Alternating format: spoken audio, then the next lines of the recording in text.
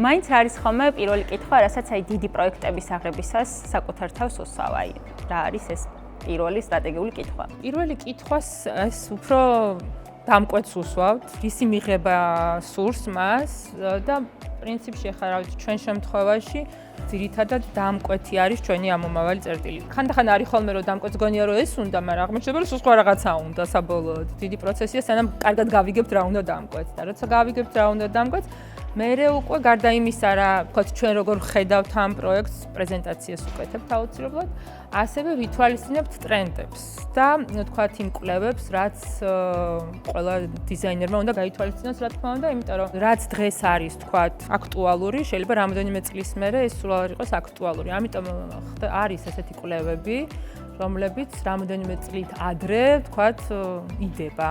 ასე რომ თუ გსურთ მიიღოთ საინტერესო რჩევები რემონტის და ინტერიერის დიზაინის შესახებ, დალაიქეთ ეს ვიდეო, გამოიწერეთ ჩვენი არხი და დააკომენტარეთ ამ ვიდეოს ქვეშ თუ რაიმე დამატებით კითხვა გაქვთ და გაინტერესებთ.